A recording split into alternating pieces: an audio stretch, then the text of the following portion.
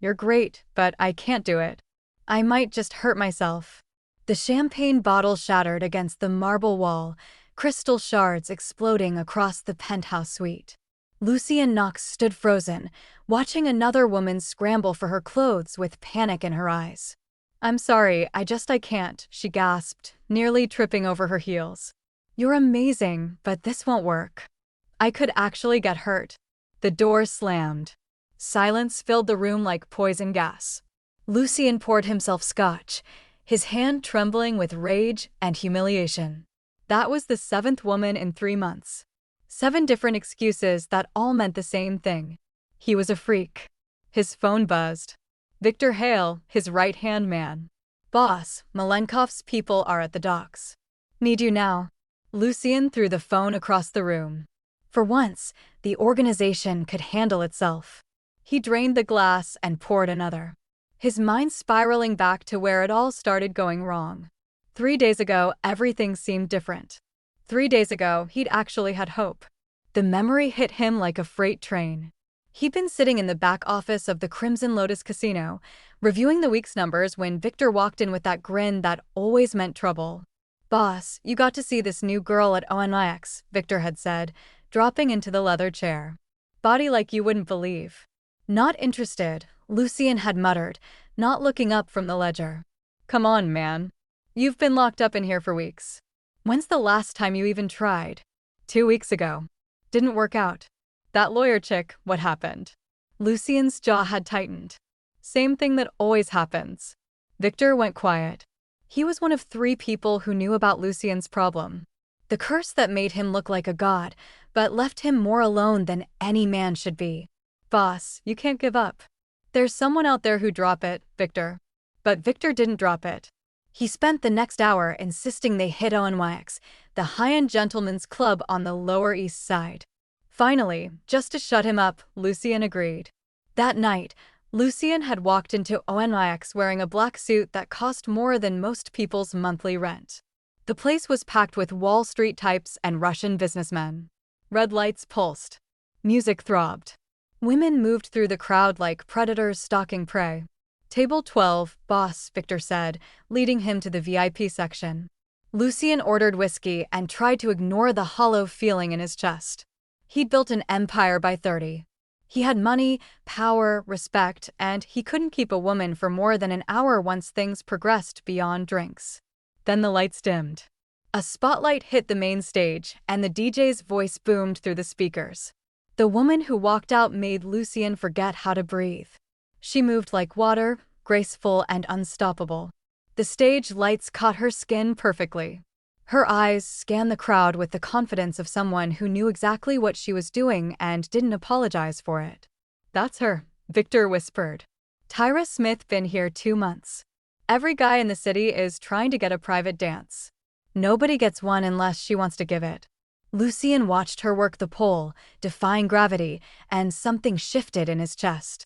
Not just lust, though there was plenty of that, but recognition. She had the same look he did. The look of someone who'd survived things that should have broken them. When her set ended, she walked off stage and headed straight for the bar. Lucian found himself standing before he realized what he was doing. "Boss, where you going?" Victor called after him. Lucian didn't answer. He withdrew the crowd, his heart pounding in a way it hadn't in years. When he reached the bar, she was ordering water, her back to him. "Can I buy you a real drink?" Lucian asked. She turned slowly, sizing him up with eyes that missed nothing. "I don't drink on the clock, and I don't do lap dances for strangers if that's what you're thinking." "I'm not then. What do you want?" Lucian smiled. 5 minutes of conversation, that's all." A man studied him for a long moment, and he could see her mind working, calculating risk versus reward. Finally, she nodded toward an empty booth in the corner. 5 minutes, clocks ticking. They sat across from each other, and up close, she was even more striking. But it was her eyes that got him. They were old eyes. Eyes that had seen too much too soon. "You're Lucian," she said. It wasn't a question. "You know who I am. Everyone knows who you are. Question is, why is the most powerful man in Lower Manhattan sitting in a strip club looking like someone killed his dog?" Lucien laughed despite himself. That obvious? You've got that look like you're searching for something you're not sure exists. She leaned back, crossing her arms. Let me guess. You're used to getting everything you want, but there's one thing that keeps slipping through your fingers. You a psychic now. I read people. It's how I survive. She tilted her head. So, what is it? Power? More money? Can't be that. Men like you always want what they can't have, and you can't have love. Not real love. Not when everyone's either afraid of you or trying to use you. The accuracy of her words hit Lucien like a punch to the gut. She stood up. Your 5 minutes are up. Wait. Lucien pulled out his wallet and extracted a card. Tomorrow night, dinner, anywhere you want. No expectations, no strings. Tyra stared at the card like it might bite her. Why? Because in the last 5 minutes, you've been more real with me than anyone has in months. And because I think you're tired of pretending too. She took the card, her fingers brushing his for just a second. One dinner, but I'm carrying mace and I know how to use it. Wouldn't expect anything less. She walked away and Lucien watched her disappear into the crowd, feeling something he hadn't felt in a long time. Hope. Dangerous, stupid hope. He had no idea that accepting that dinner invitation would set off a chain of events that would leave 3 people dead, his organization in chaos, and both their lives hanging by a thread. The next evening, Lucien stood outside La Seraphine, one of the most exclusive restaurants in Central Park South, checking his watch for the 3rd time. 7:45, she was 15 minutes late, and he was starting to think she wouldn't show. Then a yellow cab pulled up, and a man stepped out wearing a simple black dress that somehow made her look more elegant than all the designer-clad women he dated. She walked up to him with that same confidence from the club, but he noticed her hand gripping her purse a little too tight. You actually came, Lucien said. I almost didn't. She looked up at the restaurant's gleaming entrance. This place has a 6-month waiting list. Not for me. Right? Because you're Lucien. There was something in her voice he couldn't read. Not quite mockery, not quite admiration. Inside, the maître d' practically bowed as he led them to a private corner table overlooking Central Park. Lucien ordered wine. Tyra ordered water again. You really don't drink, he asked. My mother was an alcoholic. Watched her drink herself to death by the time I was 16. She said it matter-of-factly, like she was reading a grocery list. Figured I'd skip that particular family tradition. Lucien sat down his wine glass. I'm sorry. Don't be. It made me who I am. She studied the menu. So, what's your damage? And don't tell me you don't have any. Nobody sits alone in strip clubs with that look unless they're running from something. Lucien laughed. You don't waste time, do you? Life's too short for small talk. He liked that. God help him. He liked everything about her. What do you want to know? Why the most eligible bachelor in New York can't keep a girlfriend for more than a month. The blogs are full of theories. Some say you're gay. Some say you're secretly married. My favorite is that you're actually a vampire. And what do you think? The man leaned forward, her eyes locked on his. I think you've got a secret that scares people away, and I think it's eating you alive. The waiter arrived with appetizers, saving Lucien from having to answer. They ate in silence for a moment. But he could feel her watching him, waiting. You're right, he finally said. I have a problem physical thing. It makes relationships complicated. How complicated? Lucien shifted uncomfortably. He'd never discussed this so directly with anyone except doctors. Complicated enough that 7 women have walked out on me in the last 3 months. Complicated enough that I've stopped trying. A man didn't flinch, didn't look away, and you think I'm going to be different. I don't know. Maybe. You seem like someone who doesn't scare easy. Don't confuse fearless with stupid, Lucien. I'm neither. She set down her fork.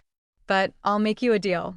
You tell me the truth about what we're really doing here, and I'll decide if I'm staying or walking. Lucien took a deep breath. This was it. The moment where it all fell apart, or somehow impossibly came together. I'm tired of being alone. I'm tired of women who want me for my money or my power, or the thrill of dating someone dangerous. I saw you on that stage, and I saw someone real, someone who survived things, someone who might understand that not everything that looks perfect actually is. That's quite a speech. It's the truth. A man was quiet for a long moment, her fingers drumming on the table. Okay, here's my truth. I dance because it pays for my nursing degree. I'm 1 semester away from finishing. I moved to New York from Atlanta 3 years ago with $200 and a dream, and I've clawed my way up from nothing. I don't need a savior and I don't need a sugar daddy. But I wouldn't mind meeting someone who sees me as more than a body or a conquest. I can do that. Can you?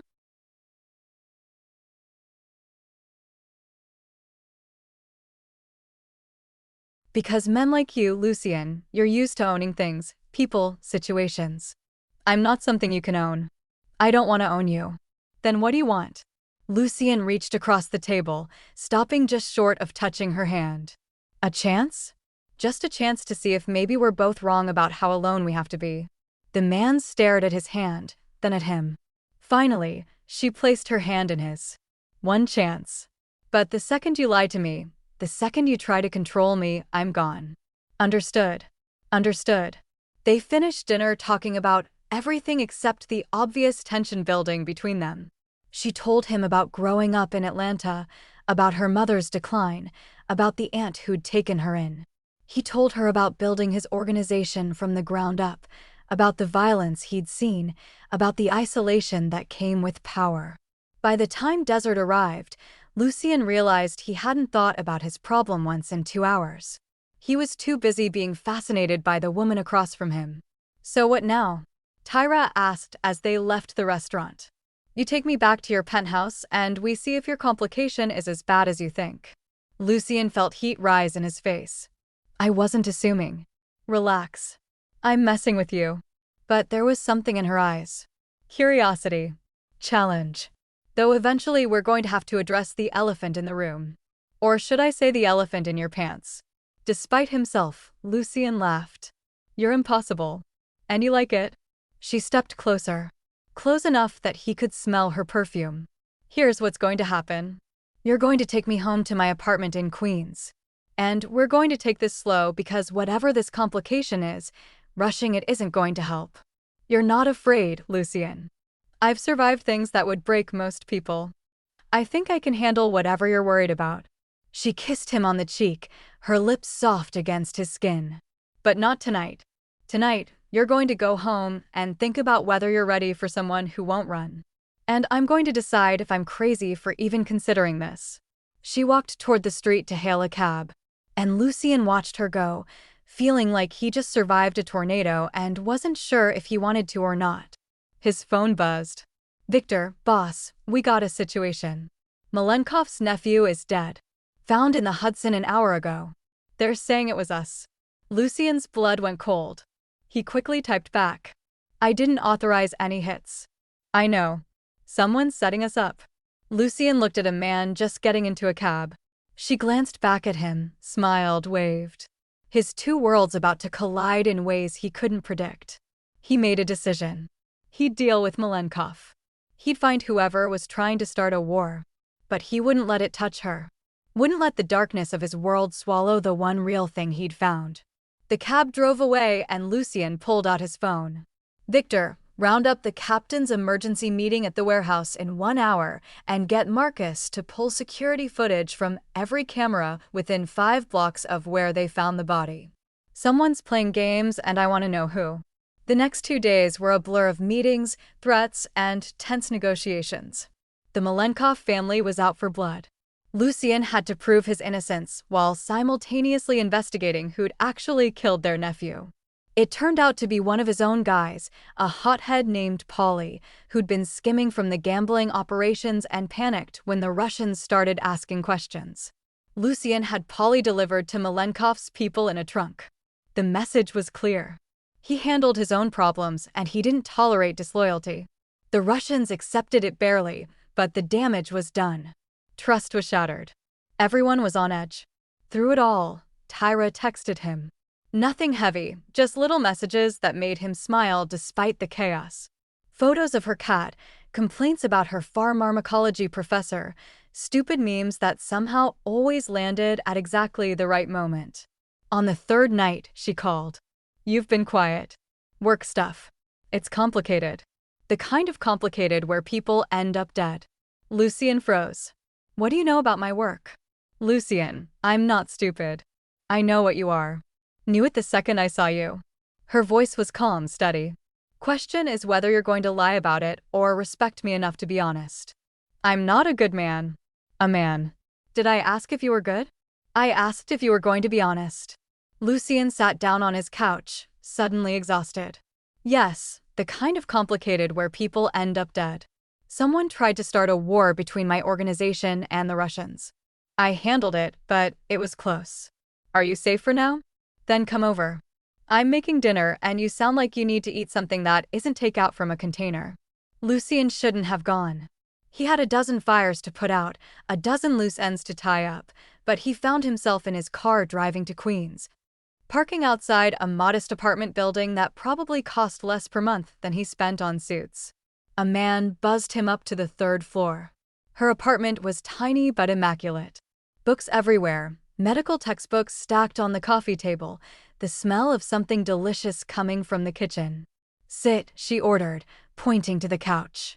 Food's almost ready. Lucian sat, feeling out of place in his expensive suit in her humble apartment, but also feeling something else. Something like peace. She brought out plates of jerk chicken, rice, and peas plantains. My aunt's recipe. It's not fancy, but it's real. They ate on her couch watching some cooking competition show she was obsessed with. And Lucian couldn't remember the last time he'd felt so normal, so human. Thank you, he said after they finished. For what? For not running. For not treating me like I'm some monster. Lucian, I grew up around men like you. My uncle was in the game before he got locked up. I know the life. I know what it costs. And I know that the men who survive it aren't monsters. They're just people trying to win a game that was rigged from the start. She moved closer and Lucian's heart started pounding. But here's the thing. If we're going to do this, if we're really going to try, you need to know something. I won't be your escape. I won't be the good girl who saves you from yourself. I've got my own demons, my own darkness. So, if we're doing this, we're doing it as equals. As two people who know the world is ugly and are trying to find something beautiful anyway. I can live with that. Can you? Because eventually we're going to have to deal with your complication, and I need to know you're not going to shut down on me when we do. Lucian took a deep breath. It's not that I don't want to. You have no idea how much I want to, but every woman who's seen, who's tried, they all leave, and I don't think I can handle watching you leave, too.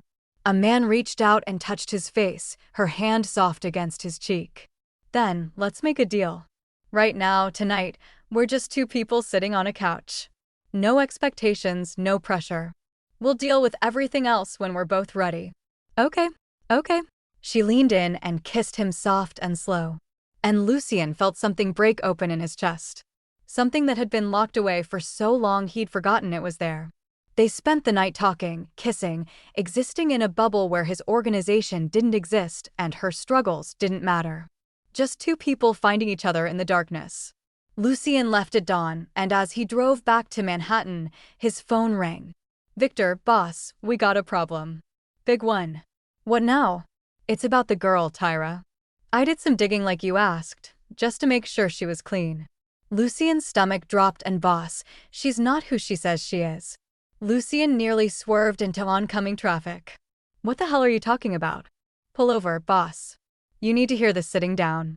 Lucian found a side street in Chelsea and parked, his knuckles white on the steering wheel. Talk. Victor's voice was grim. Her real name is Tyra Carter.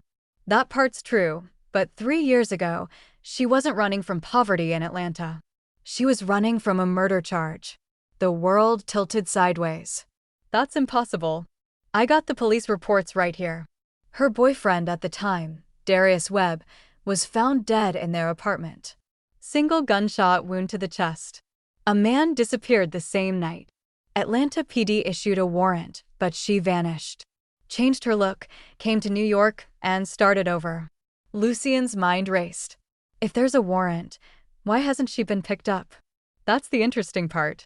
The warrant was dropped 6 months later. Case went cold. Darius Webb's family stopped cooperating with police. It's like someone made it all go away. Who? That's what I'm trying to figure out. But boss, there's more. Darius Webb wasn't some random boyfriend. He was connected. Low-level enforcer for the Disciples. One of Atlanta's biggest crews. And get this, 2 weeks before he died, he was seen meeting with FBI agents. Lucien felt sick. You think she's a federal agent? I think she's something. Could be an agent. Could be a witness. They relocated. Could be she really did kill him and someone helped her disappear. Either way, she lied to you about everything. Send me everything you have. Lucien hung up and stared at the steering wheel, his thoughts spiraling. Every moment with Tyra replayed in his head, every conversation now tainted with doubt. Had she targeted him? Was this whole thing a setup? His phone buzzed with incoming files from Victor. Police reports, photos of a crime scene, and pictures of a man from 3 years ago, looking younger, harder, standing next to a man with dead eyes and gang tattoos covering his arms. Lucien's phone rang. Tyra. He stared at her name on the screen, his finger hovering over the answer button. Finally, he picked up. Good morning, she said, her voice warm. I know you just left, but I couldn't stop thinking about last night. We need to talk. Her tone shifted immediately. What's wrong? Not over the phone. Meet me at the warehouse on Delancey in 1 hour. Lucien, you're scaring me. 1 hour, Tyra, or whatever your real name is. He hung up before she could respond. The warehouse was one of Lucien's legitimate holdings, a storage facility for imported goods that occasionally served other purposes. When Tyra arrived, Lucien was waiting with Victor and 2 other men. She walked in wearing jeans and a leather jacket, her hair pulled back, and Lucien could see the moment she realized this wasn't a casual meeting. Her hand moved toward her purse. Don't, Victor said, stepping forward. We just want to talk with an audience. Tyra's eyes found Lucien's. What the hell is this? Lucien pulled out his phone and showed her the police report. Tell me about Darius Webb. The color drained from her face. For a long moment, she just stared at the screen and Lucien watched her carefully, looking for any sign of deception. Any hint of the federal agent or professional liar he was terrified she might be. Can we do this in private? She finally asked. No, Lucien, please. You lied to me about everything. So no, you don't get privacy. You get to explain right here, right now, why I shouldn't assume you're either a cop or playing some game I don't understand. Tyra's jaw tightened. She looked at Victor and the other men, then back at Lucien. Fine. You want the truth? Darius was my boyfriend, and yes, I killed him. The warehouse went dead silent. He was going to kill me first, Tyra continued, her voice steady despite the tremor Lucien could see in her hands. I found out he was working with the FBI. He cut a deal to testify against the Disciples in exchange for witness protection. But he was stupid. He told me about it one night when he was high, thinking I'd be happy, thinking we'd run away together and start over. So you killed him, Victor said. So he tried to kill me, Tyra snapped. The Disciples found out about his deal. They sent people to our apartment. Darius panicked. He figured if he killed me and delivered my body to them, proved his loyalty, they'd forgive him. I walked in on him loading a gun. She pulled up her shirt, revealing a scar along her ribcage that Lucien had noticed before, but never asked about. He shot me first, missed anything vital, but I went down. He was standing over me, about to finish it when I grabbed his ankle, made him fall. The gun went off. Bullet went through his chest. And then you ran, Lucien said. And then I ran. I was 19 years old, bleeding, and there was a dead body in my apartment. I knew the Disciples would come for me. I knew the FBI would want to know what happened. So I took what cash Darius had stashed, got myself to a clinic that didn't ask questions, and disappeared. Had the warrant get dropped? A man smiled bitterly. You really want to know Darius' sister, Kiana? She's the only one who knew the truth about what he was planning. She told the police it was self-defense, that Darius had been violent before. She refused to cooperate with the investigation. Without her testimony, and without me, the DA couldn't make a case. Victor pulled up something on his tablet. Kiana Webb, currently a paralegal in Atlanta. Clean record. He looked at Lucien. It checks out. But Lucien wasn't satisfied. Why not go to the police yourself if it was self-defense? Because I'm a black girl from the hood who killed her boyfriend and he was about to be a federal witness. You think any jury was going to believe me? You think the disciples were going to let me live long enough to testify? Tyra's voice cracked. I did what I had to do to survive, just like you've done things to survive in your world. Don't compare us. I never lied to you. Really? What about your complication? How long were you going to wait before telling me the truth about that? Or were you just hoping I'd figure it out and deal with it? Lucien felt heat rise in his face. That's different. How? We both have secrets. We both have pasts we're not proud of. The only difference is I didn't send my people to investigate you behind your back. You killed someone. So, have you? Tyra shouted. Don't act like you're some innocent victim here. You run an organization that deals in violence every single day.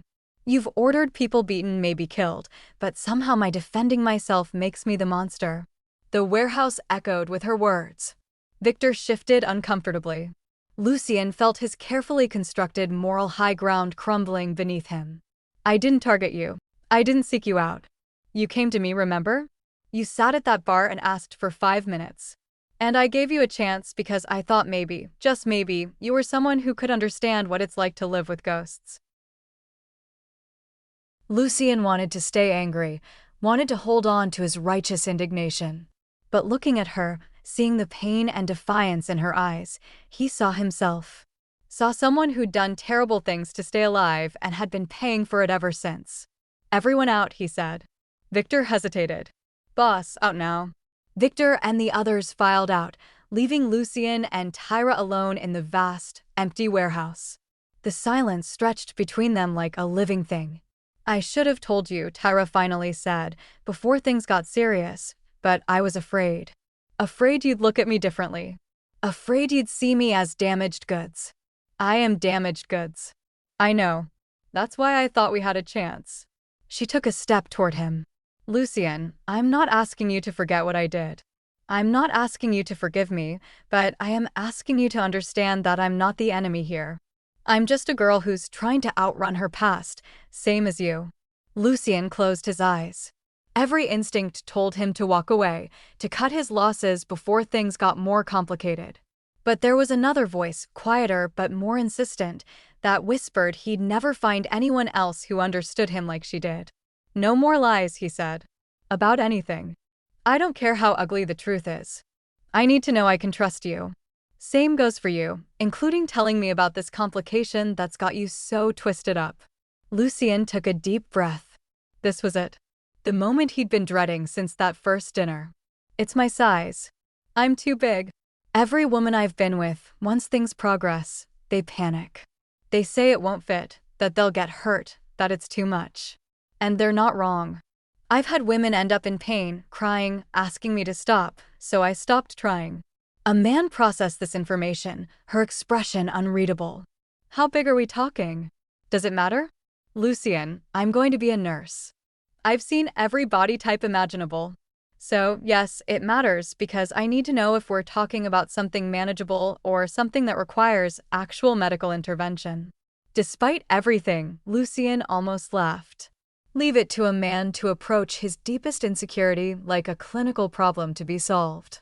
Big enough that regular condoms don't fit. Big enough that I've had to special order things. Big enough that foreplay isn't enough. Patience isn't enough. It just doesn't work. A man was quiet for a moment. Then she crossed the distance between them and took his hands. Listen to me. I've been through worse than a physical challenge. And if you think I'm going to run because of biology, you don't know me at all. Tyra, we'll figure it out together. Like adults who communicate and don't panic at the first sign of difficulty. Okay. Lucien looked down at their joined hands, marveling at the absurdity of the moment. An hour ago, he was ready to end things, convinced she'd betrayed him. Now they were discussing his anatomy in a warehouse like it was a business negotiation. Okay, he said.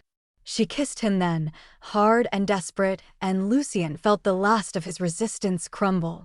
They were both broken, both running, both trying to find something real in a world built on lies. Maybe that was enough. They left the warehouse together, Lucien's arm around her shoulders, and he felt lighter than he had in years. The weight of his secret shared, the burden of loneliness lifted slightly. His phone buzzed. Marcus, one of his captains. Boss, we got movement on the Malenkov situation. They're meeting with the Brata tonight. Word is they're planning something big. Lucian's good mood evaporated. The Russians were supposed to be settled. He delivered. Polly made peace. What were they planning? I have to handle something. He told Tyra. Business. The dangerous kind. She squeezed his hand. Be careful.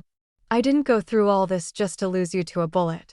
Lucian kissed her forehead and headed to his car, already mentally planning the night ahead. He'd have Victor pull together their best people, set up surveillance on the meeting location, find out what Malenkov was really planning. He didn't see the black SUV parked across the street. Didn't notice the camera pointed at him and Tyra. Didn't know that someone was watching, documenting, planning, and he had no idea that by tomorrow morning, photographs of him and Tyra would be sitting on a desk in FBI headquarters in Manhattan, setting in motion events that would destroy everything he'd built. The agents staring at those photos smiled. After 3 years of searching, they'd finally found Tyra Carter. And bonus, she'd attached herself to one of the biggest targets in New York organized crime. Agent Lila Chin picked up her phone. Sir, you're going to want to see this. Our missing witness just resurfaced, and you'll never guess who she's dotting. The wheels were in motion. The trap was set, and neither Lucian nor Tyra had any idea that their past was about to collide with their present in ways that would leave them with an impossible choice. Betray each other or burn together. Lucian didn't sleep that night. He spent hours at his office in Chinatown coordinating surveillance on the Malenkov meeting while simultaneously trying to make sense of what had happened with Tyra. Every time he closed his eyes, he saw her face when she'd confessed to killing Darius. Not guilt, not shame, just raw, unfiltered survival instinct. He understood that better than he wanted to admit. Around 3 o'clock in the morning, Victor burst through the door without knocking. Boss, we got a problem. The meeting with the Bratva. It wasn't about us. They're planning a hit, but not on our people. Lucian looked up from his laptop. What do you mean?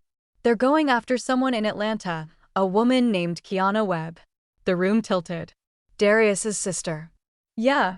Apparently, the disciples down there just found out she helped Tyra escape. They sold the information to Malenkov as a gesture of goodwill, trying to build connections up north. Malenkov sending people to Atlanta tomorrow night. Lucian's blood ran cold. Why would Malenkov care about some paralegal in Atlanta? Because he knows about Tyra, boss. He knows she's with you and he's using Kiana as leverage. How the hell does he know about Tyra? Victor pulled out his phone and showed Lucian a series of photographs. Lucian and Tyra leaving the warehouse together, kissing outside her apartment, having dinner at La Seraphine, all time-stamped from the last few days. Someone's been watching you, and they sent these to Malenkov yesterday. He reached out to the disciples, got the whole story about Darius and Kiana, and now he's making his move. Lucian stood up so fast his chair toppled backward. This is about the nephew. He never forgave me for Polly. He's going after Tyra through Kiana. What do you want to do? Get everyone together. Every captain, every soldier we can trust. We're going to Atlanta. Boss, that's disciples' territory. We go in there making moves. We'll start a war on 2 fronts. Then we start a war. I'm not letting him touch her family. Lucian grabbed his jacket. And get Tyra on the phone. She needs to know what's happening. But when Victor called Tyra's number, it went straight to voicemail. He tried 3 more times. Nothing. A sick feeling settled in Lucian's stomach. Send someone to her apartment now. 20 minutes later, Lucian got the call he'd been dreading. Boss, she's not here. Place looks like she left in a hurry. Drawers open, closet half empty. Her cat's gone too. Lucian felt like he'd been punched. She ran. Looks that way. But something didn't add up. Tyra wasn't a runner. She'd stood in that warehouse and confessed to murder rather than lie to him. She'd kissed him knowing everything was complicated and messy and dangerous. Why would she run now? Unless someone made her run. Lucian's phone buzzed with a text from an unknown number. We have your girlfriend. Come alone to Pier 34 in 1 hour, or we start mailing her back to you in pieces. Tell anyone and she dies. It's a trap, Victor said, reading over Lucien's shoulder. Obviously, Lucien was already moving toward the door. You can't go alone. I'm not leaving her with them. Boss, think about this. They want you dead. This is Malenkov's play. He takes out you and the girl, makes it look like a lover's quarrel gone wrong, and suddenly our organization is in chaos. Lucien stopped at the door. Victor was right. This was exactly the kind of move Malenkov would make. Efficient, brutal, and designed to cause maximum damage. So, what do you suggest? Victor smiled, and it wasn't a nice smile.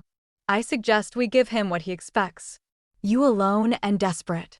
What he won't expect is the 20 men we position around that pier before you get there. He'll have men watching for that. Then we get creative. They spent the next 40 minutes planning.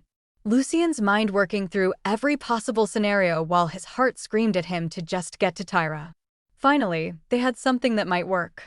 Lucien would go in alone as demanded, but Victor would have snipers positioned on neighboring buildings and a team ready to move in the water below the pier. Lucien arrived at Pier 34 with 5 minutes to spare. The old industrial dock was mostly abandoned, just rusted shipping containers and broken concrete. A single light illuminated the end of the pier where a figure stood waiting. Not Malenkov, someone Lucien didn't recognize. Young guy, maybe 25, with cold eyes and a gun held casually at his side. Where is she? Lucien called out. Walk toward me slowly, hands where I can see them. Lucien did as instructed, every nerve on fire, his eyes scanning for any sign of Tyra. As he got closer, he saw her tied to a chair behind a shipping container, duct tape over her mouth, blood running from a cut above her eye. Their eyes met, and Lucien saw fury there, not fear. Even tied up and bleeding, Tyra looked ready to kill someone.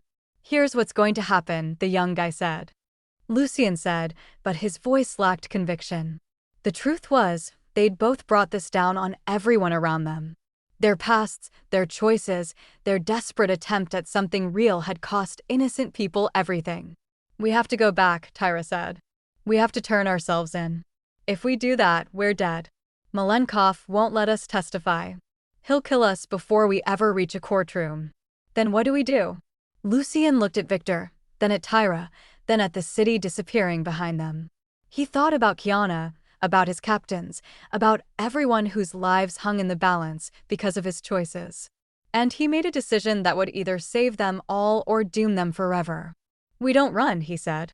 We fight back, but not the way they expect. What are you talking about? Lucien pulled out his phone and made a call. Agent Lila Chin, this is Lucien. I believe we have something to discuss, but I have conditions. Victor's eyes went wide. Boss, what are you doing? Making a deal with the devil. Lucien listened to the FBI agent on the other end, her voice cold and professional. When she finished talking, he looked at Tyra. They want us both, but they want Malenkov more. We give them everything on him, everything on the Brata, and they make the warrant on you disappear. They protect Kiana. They let us walk. You'd burn your entire world for me. There is no world without you. Not anymore. Tyra kissed him then, hard and desperate, and Lucien tasted blood and tears and the salt of the river. When they pulled apart, she was smiling through her tears. Okay, let's burn it all down together. But as Victor steered the boat toward the designated meeting point with the FBI, none of them noticed the second boat following at a distance. None of them saw the sniper taking position. None of them knew that Malenkov had one final play, one last devastating move that would change everything. And as the first bullet tore through the night air, Lucien had just enough time to realize he'd made a terrible, fatal mistake. The screen goes black. A voice, Malenkov's, echoes in the darkness. Did you really think I'd let you walk away? To be continued.